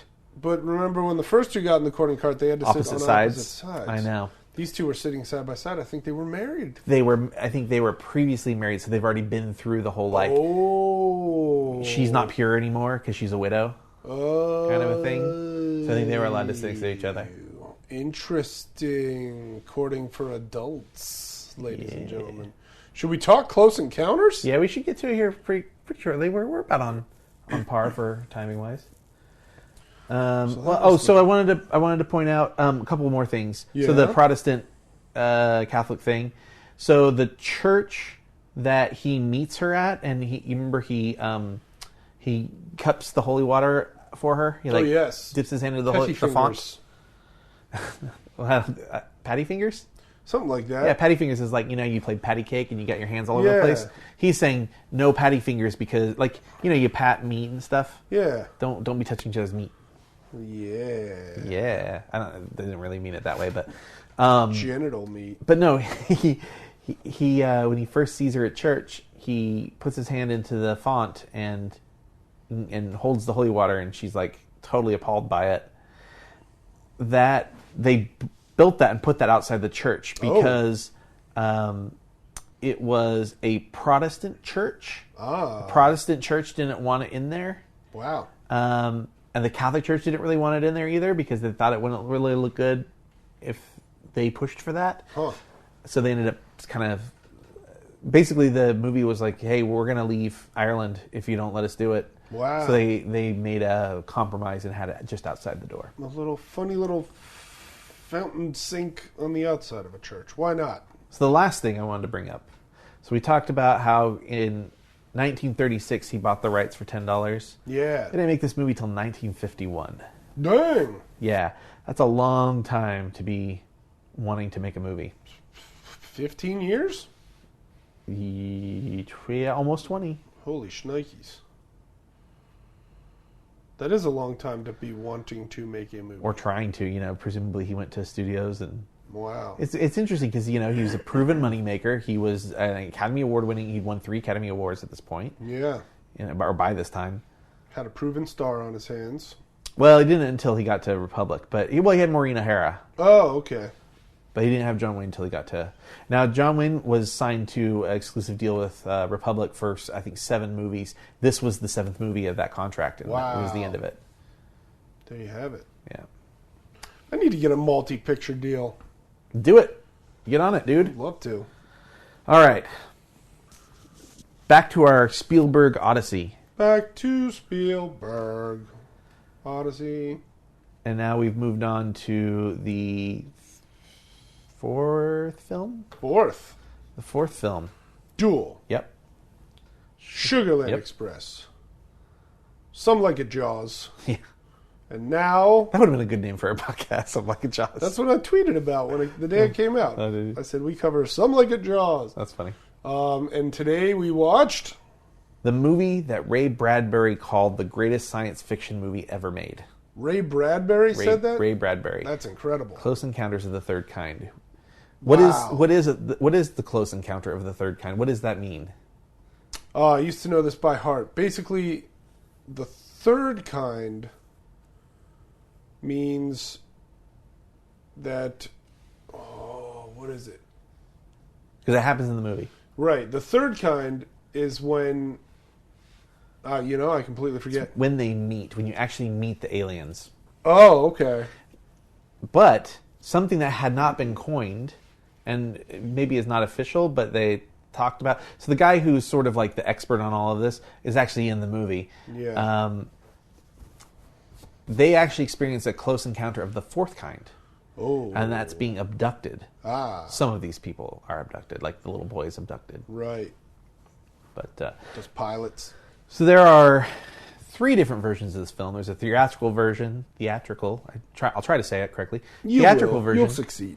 There is a special edition. Whoa. What one did we watch? We watched the director's cut, which is the ultimate edition, as Spielberg called it. Whoa. So maybe I'll talk about what the difference is after.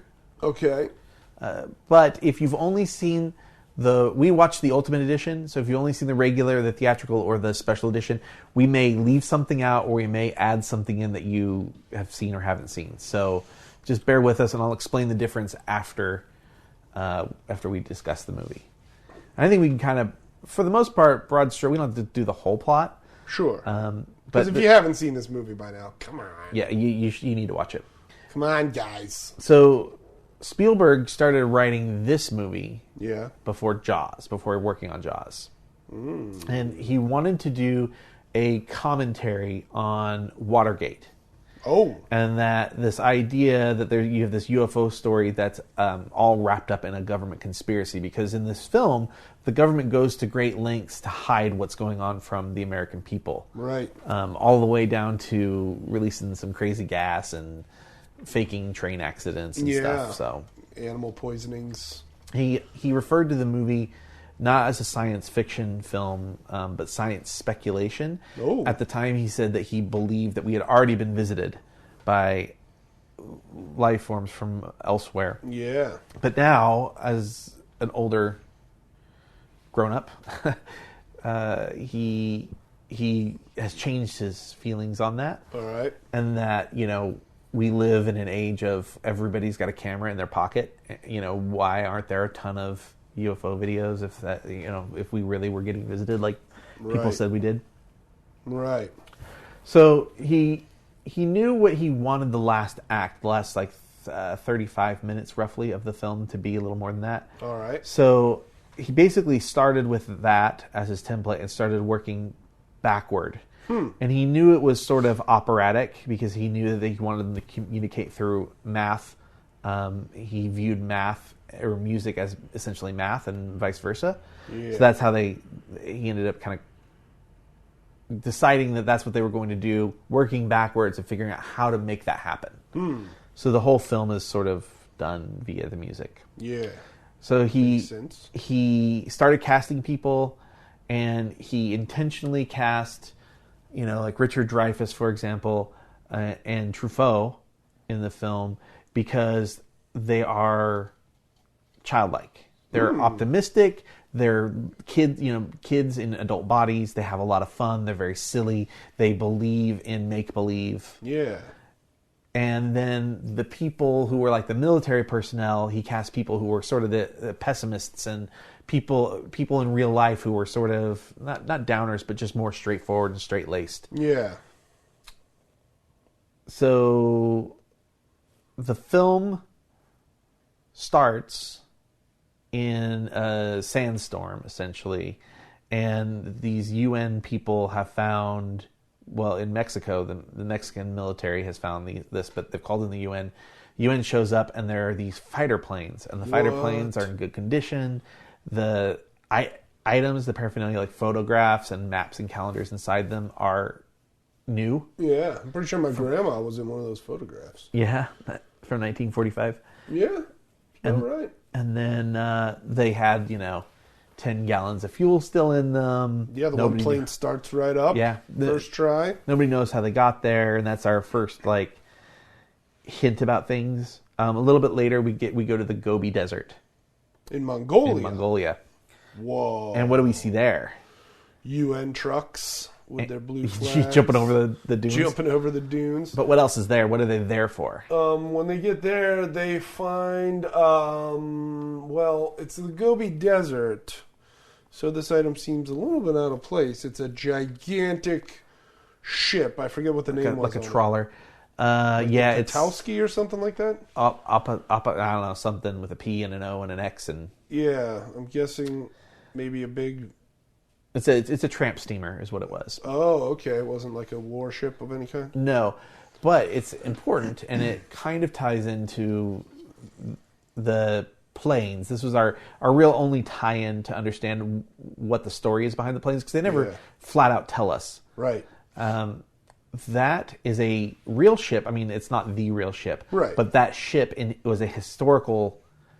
it had historical significance in that it disappeared in the Bermuda Triangle in 1925. It done disappeared. So that's why they made a point of saying the name of the ship, was to let people know. Like, huh? This is, hey, this is... This is based on a real occurrence. Yeah. Or at least a real mystery. Yeah. And that plane one, that's a fairly well-known one. And it's very cool. I don't think I've ever seen this movie from the very, very beginning like that, because that plane scene was all new to me. Yeah. But I loved it. Yeah. It was a great scene. Were those the planes that went missing in the Battle of Los Angeles, or am I conflating two different I don't potential UFO stories? think... Was that the same time period? 1945. When was Battle of Los I Angeles? think it was around World War II, and it was basically like just something weird showed up over LA, and all these planes went up to fight it and stuff, and Yeah. they made a 41. Asylum made a movie about it a couple years ago, right when Battle Los Angeles came out, if Yeah. you remember. Yeah. That happening. So... Nevertheless, pretty cool to tie in real-world mysteries into this new mysterious story. Yeah, so we also go to India. Yeah. And there's a crowd of people chanting in sort of melodic tones, the tones that we're going to come to know. And the chant that they're saying is, "He has come. Oh. He has come, he has come," in Hindi. Yeah. And they're saying it in the tones that the aliens taught them. Yeah. So throughout the film, we see different people who encounter an alien visitation. These ships that go by, they sunburn like half their bodies or whatever side is facing the ships or whatever. Yeah. How in detail do you want to go over the plot? I'm trying to pause my phone. I've got the IMDb page open, and it just keeps playing the trailer over and over again. That's right. Yeah, I mean, we don't have to go too in-depth into the plot, because A, everybody should have seen this movie by now. Yeah. It's Close Encounters of the Third Kind. B, if you're listening to this, you really should have seen it by now. Well, you said you hadn't seen this movie in quite a while. From start to finish in one sitting in a really long time. And you mostly were awake for this. Yeah, mostly. So, what stood out in your mind? Like, what were the scenes or the moments that really... Definitely the planes. I really don't know if I've ever seen that. I mean, maybe when I was a tiny little kid and it was on TV more regularly. I've only seen the Ultimate Edition. Yeah. So, I don't know if that's in the other editions. Interesting. In fairness. And of course, before the planes, we start in, what would you say, a good 90 seconds of blackness with music. And well, first nothing, and then slowly music, like just real. It's a bit like a symphony having a little bit of an overture at the very beginning. Sure. It's also a little bit like the very beginning of 2001: A Space Odyssey. Yeah. Starting in the blackness, and then just the most brilliant explosion of white light. And as the music hits a big crescendo, and then we're in Mexico, and these men are arriving. One thing I thought was really funny in that scene was how a station wagon pulls up with like 9 guys in it, and they all just come getting out like, hey, we're here for the thing too. Whereas nowadays in movies, it would be like 10 SUVs with only like 2 guys in an SUV in each one, and everybody would be like super aware of what was going on. And these guys are like, no, we're here too. What's happening? We're here to do what? We're looking. I thought that was a really good human touch. Do you think gas rationing like earlier in that decade maybe had an influence on something like that, or do you think it was just was the time? Well, that was going on right around 77, wasn't it? Well, yeah, I mean, it would have been like just prior to that, right? I think it was right around that time. I think it was like 77 to 79 or something. Enough. But I wasn't alive. I don't know. You pointed out the real air traffic controller scene. That's a dope scene. Yeah, it was really great where they have the UFO is encountering 2 other airplanes. Yeah. And the airplanes are like basically evasive maneuvers. Right. And not wanting to report it because they don't want to look like they're crazy. Yeah, that's a great scene. I like that a lot. Because it's also like, that is way more realistic to how it would probably happen, Yeah. Not, Anthony Hopkins and the government, some weird uber secret government agency are like totally waiting for the Transformers to show up, everybody. We got it all on lockdown. No, this is like a bunch of working class Joes just being like, do you want to make it official that that's what you saw? Or, Yeah. No, I don't think I want to make that official. That's freaking hilarious. And even the one guy at the front of the shot, he's saying like, maybe it's just like a spaceship or something. I don't know, man. Like, what's he describing? I don't know. And I was like, that's funny. He's just flat out saying maybe it's a spaceship, but nobody wants to admit it. Yeah. That was cool. Lots of cool moments in that movie. Well, there's there's the mashed potato moment and the clouds over the little kid's house and the mom. Yeah, the clouds are really cool. So the clouds, they mixed, I believe, equal parts fresh water and salt water, and then injected white paint or something into that, and they shot the sort of clouds that made in the water. Yeah, and that's how they shot the clouds, because that's a real practical effect. They tested. This was one of the first films to test using CGI. Oh, wow. Or to use computer graphics, but not CGI as we know it now, but early CGI. And Spielberg thought it looked too fake, so he turned it down. Wow. And I'm glad he did. Yeah, because I mean, the stuff that they do in this movie, it's not perfect, but it has a lot more like heart. Well, and it feels tangible. It feels real, more real that way. Even the sort of like almost stop motion-y alien stuff that they do kind of at the end of the film. Like they did some really smart things. So the cinematographer who shot, so there are like 11 cinematographers who worked on this film. Wow. And the one who was dealing with that stuff sent the film and asked it to be overexposed.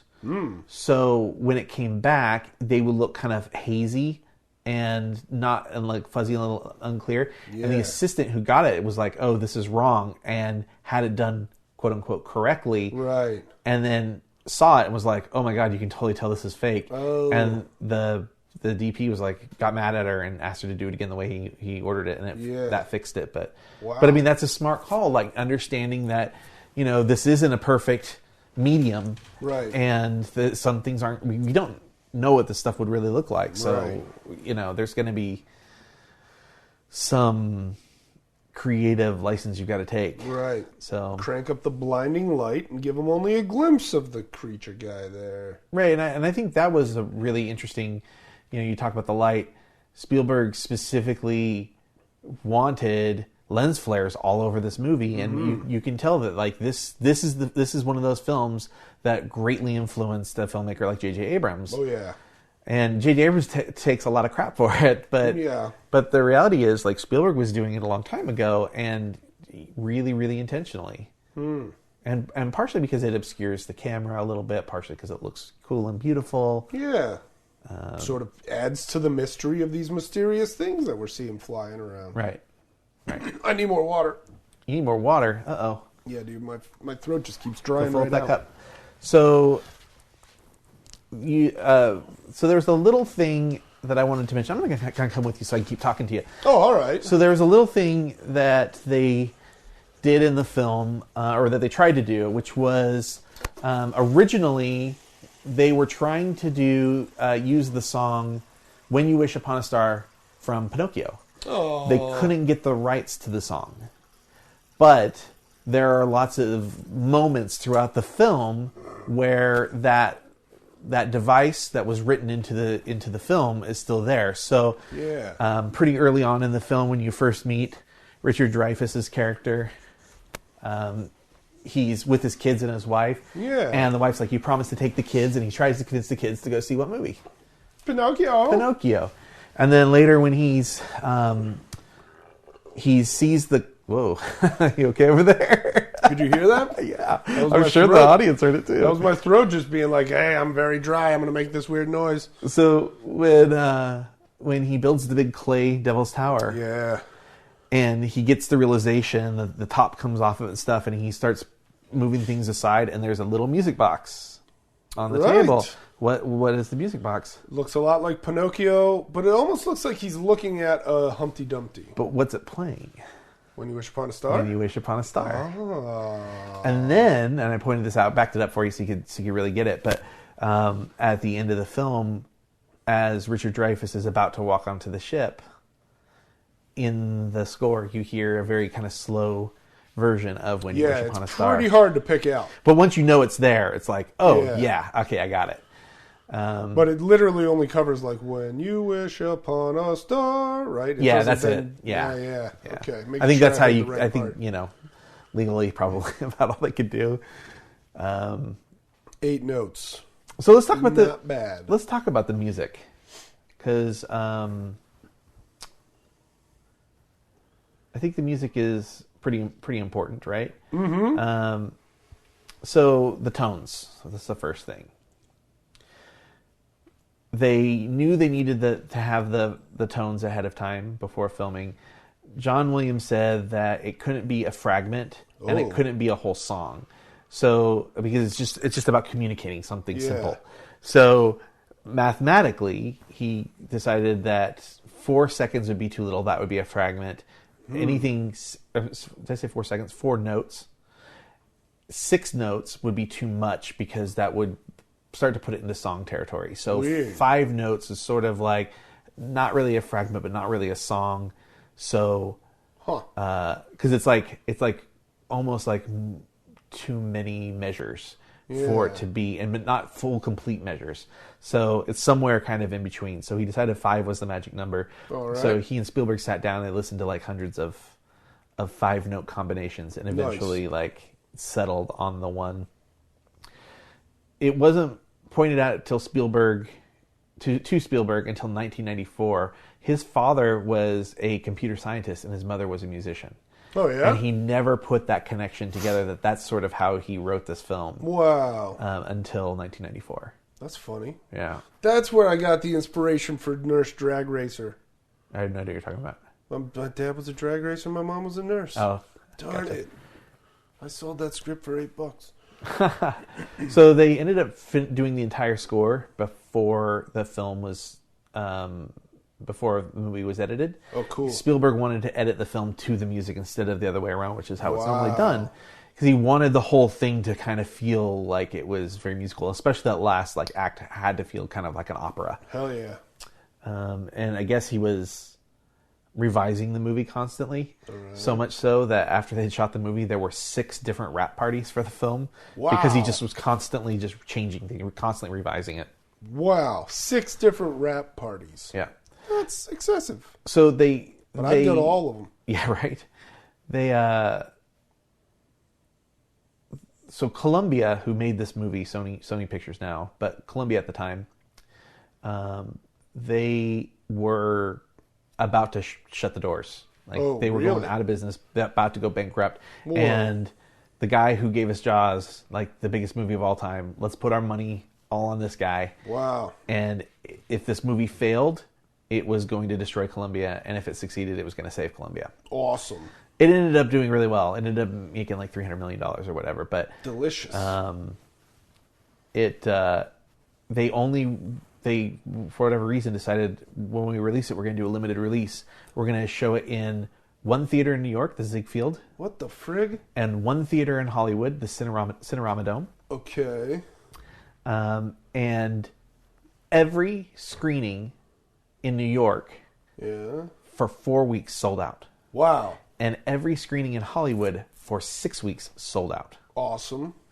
And then they opened it wide, and it did pretty well. Okay, that makes a lot more sense. It was sort of the year where people were thirsty for sci-fi stuff because another film had come out prior to this. Battle Beyond the Stars. Incorrect. Did you hear that? What? My throat no, I didn't hear that one. made a bit. It was called The Maltese Falcon. I'm just going to cut to it because our battery packs are running low. Oh, no. Mine's great. No. These ones, the receivers. Oh. So, Star Wars A New Hope. What? Yeah. And George Lucas and Steven Spielberg were really close friends. And they were chums. There's a story that I really like. George Lucas had been working on Star Wars, been working really hard. Yeah. It was his love child. And he was super, super depressed about the movie. He just he poured his heart and soul and his money into it, and nobody really knew. There was nothing like this before, so nobody knew what was going to happen. He was pretty sure it was going to fail, and he showed up on set to Close Encounters and was just blown away. Wow. I have a quote from Spielberg. George came back from Star Wars a nervous wreck. He didn't feel Star Wars came up to the vision he initially had. He felt he had just made this little kid's movie. He came to Mobile, Alabama, where I was shooting Close Encounters on this humongous set and hung out with me for a couple days. He said, "Oh my God, your movie is going to be so much more successful than Star Wars. This is going to be the biggest hit of all time." At this point, a very desperate George Lucas made a fateful bet. This is one of my favorite stories about George Lucas and Steven Spielberg. In Spielberg's own words, he said, "You want to trade some points? I'll give you 2.5% of Star Wars if you give me 2.5% of Close Encounters." Wow. I said, "Sure, I'll gamble with that." Close Encounters went on to earn $300 million, but obviously Star Wars was Star Wars. Right. By the end of 1978, Star Wars had earned $500 million worldwide. Wow. Which gave Spielberg $12.5 million. Not bad. Yeah.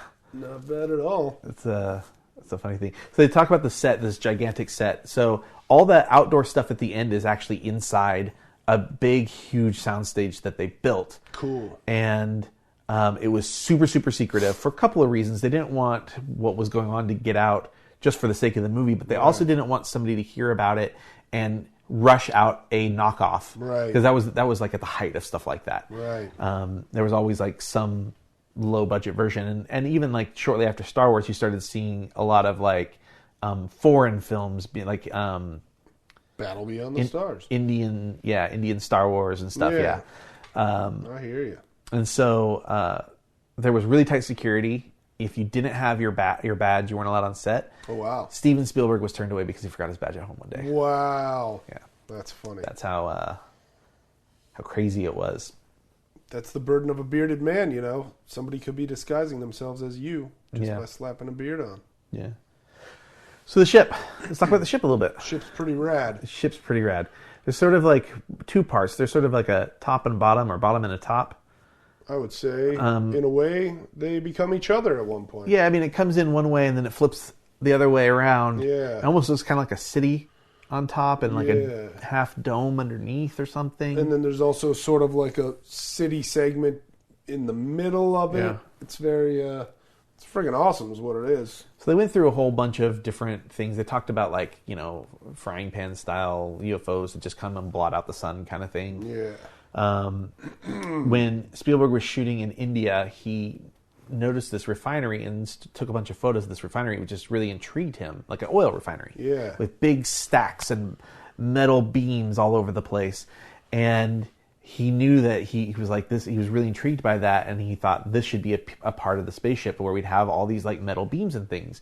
And you kind of see that in what sort of looks city-like. Yeah. On the one side of the ship. Like a bunch of skyscrapers. And when he came back to California, he was in the San Fernando Valley, kind of overlooking it at night, and saw the lights in that sort of grid, kind of, you know, like when you see farmland from the sky, how it's kind of gridded out into squares. Yeah. When you see lights from a city the same way, it looks kind of similar, but it's lit up. So the bottom part, the dome part of the ship, looks like that. So they sort of combine these two, like kind of industrial with the beauty of city lights. See, I had heard a completely different story. I had heard one night he was parked up on the Hollywood Hills, and he was laying on his back on the hood of his car with his head hanging off the front, and he saw downtown L.A. upside down. And so that's what inspired the first shot of the city part of the ship coming over. I can't say if maybe that was in another interview. I literally watched Steven Spielberg, an interview with Steven Spielberg from the DVD features. Cool. And those were his words. Nice. So, and they actually showed the ship. They showed the lights as he's talking about the lights. Oh yeah. And then they like kind of come out and you realize it's actually the ship itself. Nice. It's really beautiful. Maybe in another interview, you know, sometimes they say maybe there's it's multiple all three. ways. Yeah. Who knows? There's a hidden R2-D2. We saw it. You pointed it out. He's very hidden. Supposedly, there's a whole bunch of other things. Like one of the fighter planes is supposed to be part of the ship. Yeah. I've heard that a Jaws shark, a mechanical shark, is somewhere on the ship. What? I heard the briefcase from Pulp Fiction is on there. Yeah, sure, why not? Somewhere. The ship is in the Smithsonian, so you can actually see it, and the part with R2 is visible. I gotta go to Washington for that. But we mentioned Jaws. Yeah. You heard Jaws during the movie, right? No. When the thing was doing the tone, that was fun. It made its little thing. And speaking of Jaws, Chrissy, yeah. Now Spielberg also said that had he not made Jaws, that this would have been his toughest shoot he ever had. But he said that because they were on land, they were just constantly thankful that it wasn't constantly moving and sea walls, like, you know, ruining their shots and things. So Bruce sinking to the bottom of the ocean. Yeah. Although he also said that to this day, nothing's been harder than putting together the last 35 minutes of that film. Wow. Close Encounters. Just nothing at all. Nothing. Not even Minority Report was harder than that. Schindler's List could have been a real emotional difficulty, I would think. Very true. So while he was doing this movie, yeah, we get to the end of the film and they line up all of the people in the red jumpsuits and Richard Dreyfuss's characters there, and they pick him to go with them on the ship. And while they're shooting this, he has this realization, like, what if this was an exchange program and they were taking him and they were leaving one of theirs? Oh. And that was the moment he came up with E.T. Nice. And he started developing it, and he went to Columbia and he offered them E.T. and they shot him down. Wow. Yeah. Ridiculous. Yeah. Well, to Universal's favor, I guess. Good point. They shot down E.T. Yeah. I was just listening to something earlier today, and somebody was making a joke about, like, could you imagine being the idiot at M&M's Mars who was like, you want to put our candy in what kind of movie? Yeah, right. Get out of here. Right. I mean, so McDonald's was all over Macamee. Yeah, they literally They were produced like, that movie. they were like, hey, yeah, we want some of that M&M's money or Right. that Reese's money. Yeah, McDonald's and Coke were like, we should make a movie. So a couple more things we'll just talk about real Terrible quick. movie. Yeah. So we talked about Spielberg constantly revising the movie. So let's talk about the 3 different editions. So this is actually a really cool special thing that I think happened. So they released the movie. It did really well. Spielberg was not really happy with it. He always kept thinking, like, if we had another month, then this could have been better. If we had another month, we could have done, the aliens would have looked better, or the ship would have looked better, or this, this would have been more impactful. And I've heard him say since that, and it's actually a conflict that I have, that if he were to make the movie today, he would never have had Richard Dreyfuss's character leave his family behind. Oh. And I mentioned that to you, that like I'm really conflicted by this film because I don't like that he leaves his family behind. Yeah. But he really wanted to add some things to the film. So the studio agreed to release another version of it in theaters, a special edition. All right. Like, almost immediately. All right. Like, I think within a year or two, they released another version of this into the theaters. But one thing that they were convinced the audiences really, really wanted to see was inside the spaceship. Oh. And you asked me about the scene, doesn't he go inside it? Yeah. Doesn't he go inside the ship? Isn't there a scene where there's inside the ship? And he shot that. All right. And he did it so that way he could get the money to shoot the other things to put them in. And they released the special edition. But then when they did an ultimate edition where they kind of combined both versions of the films, which is what we saw, the director's cut. But he decided that inside the spaceship shouldn't be seen. That it should be built in the audience's mind. That it shouldn't be something like we've gotten enough out of the Richard Dreyfuss character. Yeah. And sort of the hopefulness. And that's sort of, I guess I'll talk about the hopefulness in a second. But he ultimately decided that we shouldn't see that. And so that's one of the things that actually came out for the ultimate edition, the director's cut. Wild. But the hopefulness, that's sort of like a Spielberg kind of hallmark. A lot of people say like Hollywood endings and that kind of thing. I think he's just more about leaving things on a sense of, even the movies that are kind of downers. Right. Like even you think about like Schindler's List or Munich, there's a warning in those things and there's terrible things that happen in them, but there's always this sort of like little hint of hope at the end of all of those films. For sure. And I think that's a real hallmark of Steven Spielberg. And I think that was, he talked about how he said that he cast these people who are sort of like kids, and kids are sort of the epitome of optimism. They sort of they trust before they run away from stuff most of the time. And my favorite shot of the movie is, I think he said is one of his favorites too, but and I like it for the colors, but the shot of the little boy opening the front door and all the orange light is coming in. I love just like how orange that is like brilliant to me. Yeah. But how scared the mother is, but how like completely unafraid the child is. Yeah, because he's just thinking toys. And that says everything about the film. Yeah. And it's funny when you compare it with a movie that came out maybe almost 20 years later, like Independence Day. Alien movies now are always about an invasion. It's always like horror, but in 1977 and 1981, 83, he makes E.T. He makes Close Encounters in E.T. right? 81. Maybe 80. No, because he did after this he did Color Purple 1941, Indiana Raiders of the Lost Ark, and then E.T. So we're 4 movies away. We're at 1977. IMDb now says E.T. came out in 82. 82. So I was in between. I thought for sure it was 81. It may have been shot in 81. That makes perfect sense now that you mention it. And that little boy that was in this movie, 4 or 5-year-old kid, was almost nominated for an Academy Award. Jesus, really? People were blown away by this kid. That's crazy. Yeah, people were absolutely blown away. His mom did get nominated for an Academy Award. Yeah. A couple years later. Yeah, for what? What do you say? Christmas Story. Stop that. She didn't get nominated for Academy Yes, she Award. did. She got nominated for Academy Award for what? For Best Actress? For the mom in A Christmas Story. No. Probably Best Supporting. I'm looking it up. Okay, you look it up.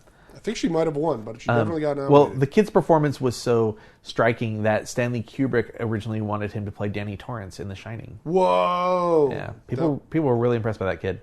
He did a great job, I'll say. Yeah, I mean, it's interesting. He's like super believable, but like knowing how they got him to do this stuff, the kid wasn't acting. Right. The kid was just being a kid. Right. So it's like, there's a scene where he looks out a window, or he's in the kitchen, and he sees something in the kitchen, and he smiles at it, and then you hear this noise, and he looks over to the other side, and he smiles at something else. Yeah. They had like a guy in a gorilla suit and a guy in a clown suit off camera, and he was just smiling at those things. And then the guy with the gorilla suit took the mask off, and the kid smiled at him when the guy took the mask off because he thought it was funny. It's like... That works. he says toys when he's looking out the window. Yeah. It's because Steven Spielberg held up a toy truck, and the kid was like, toys. Works for me. It's great in the movie. The execution Yeah. is good. I'm glad they didn't nominate him for an Academy Award because it's not it wasn't really acting. You know? Kids don't need awards. Where are you at here? I'm looking up the Academy Awards. Oh my for the gosh! mom. No, come on. You just look up Christmas Story on IMDb. I did. It wasn't in there. That means it wasn't nominated. She was nominated. No, the movie would say awards, 3 wins and 11 nominations. I've heard it mentioned so many times Genie that she Awards. was nominated. No. She was nominated for an Academy Award in this movie, though. Best actress in a supporting role. Right. But I mean, not for A Christmas Story. I know, but I've always heard that she was. No. And I could have sworn I looked it up, and now the information's gone. You're crazy. It's the Mandela effect, dude. Maybe. She won an Academy Award for Shazam starring Sinbad. But that means that in another dimension, they took away her Christmas Story Academy Award. No Kazam? Shazam? Kazam was the real one. Kazam was the real one, yeah. Shazam is the fictitious one with Sinbad. Yeah, I typed in Christmas Story Oscar nomination into Google and zilch, my friend. That can't be true. So, Trump's America. So do you think we cover Close Encounters? I feel good about it. If you're still Sufficiently? listening to this and you have not watched Close Encounters, make it your top priority. Let me just check my notes, make sure I didn't miss anything. Make it your primary action item. Let's see. I mentioned this to you when we were watching it. The KOA campground Yeah. at Devil's Tower screens the movie every night. Every night. And when we discussed, could that really be true every single night? It may be that the campground is closed for some seasons or off seasons or whatever. That would make sense. That maybe they only screen it when they're open. Wow. Yeah. Try just checking the notes real quick. Every night. I wonder what time of night. I wonder if they're like, hey, it's going to be the 10 o'clock movie. Bring your sleeping bag. Fall asleep under the stars watching Close Encounters of the Third Kind. There was a thing that they kind of took out. So when the lights go out in the house, if you see the model, the kids are playing the trains and stuff. There's Yeah. the models. They cut a thing out when the lights go out, you can see that the model kind of glows a little bit. Oh. They cut a line out or a thing of dialogue where the kid was accusing the father of stealing his luminous paint, and the father's like, "No, I didn't. I would tell you if I was going to use it." Oh, that's and then funny. The lights go out, and you find out that There it is. dad actually took the paint. Sounds like something he'd do. Because let me tell you, the way he was trying to explain fractions to his eldest son was not the best way to explain No, but it was a great moment of foreshadowing, right? Yeah, that they talk part's about the true. train derailment. That part's true, but there's Crazy way gas. easier ways to explain fractions Sure. to a child. Even a child that hates you. Sure. All right. Well, something we didn't mention in this podcast is that by the time you're listening to this, you'll have heard the Oscar podcast, yeah. and you will know who our winner was by that point. I'm probably just going to declare Wes the winner. I mean, I won last time, but you never know. We got Joey. Now she could come out of nowhere and just True. blow us all away, blow us all out of the water. Is what I was trying to say. And away jumped in there too. It works. We'll have Desi with us again. Yeah. We'll have had Desi with us again. If you've already listened to it, you already know. Should we figure out a way to let Walt pick? No. No? No. Like maybe put a little ink on his paw and have him walk around on Walt's a big racist. He, Walt is racist. He'll only vote for white people. That little jerk. Yeah, he wouldn't have voted for Moonlight last year. I think you're right. Yeah. Oh, Walt. He was like, hell or high water. You little racist dog, you. Yeah, little He bastard. loved Hell or High Water. Yeah, he really did. Actually, I just watched that finally for the first time, recently. And earlier today, he barked at me, and he was like, "You think there's 10 of me?" And I was like, "What did you just say?" He's like, "That makes me a Comanche." What? What'd you say, Walt? He loved it. Sorry. I almost watched Bone Tomahawk the other day. I know you've been getting at me, trying to get me to watch that. Just whenever you do. Call you? No. Let you know I watched it? Just make sure you got a really good hug somewhere in your day. Okay, good to know. Yeah, this 365 we can talk about that real quick before we sign off. This 365 challenge is kicking my butt this month. Last month started really strong. Yeah.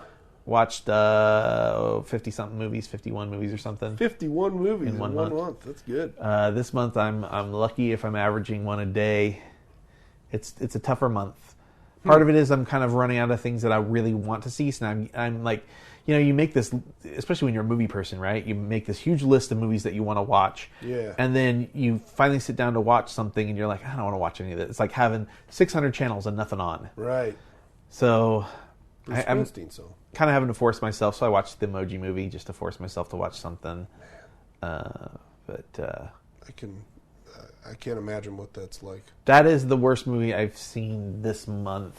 Whoa. So obviously we're still in February, folks. Now, do all these movies have to be something you've never seen before? No. Okay. No, they don't. So Close Encounters. So watching Quiet Man, Close Encounters, that's 2 movies for me right there. 2, all right. Yeah, which is great. So let's see. Let me just take a quick look to see if there's anything I just really didn't like this month. A lot of stuff from the Oscars that I can't really talk about right now. Understood. I watched the new version of Birth of a Nation. Oh, right. Yeah, that was with a tough watch. What's that guy's name? Nat Parker. It is Parker? I was thinking Parker too, but Nat Turner is who the character is, and right.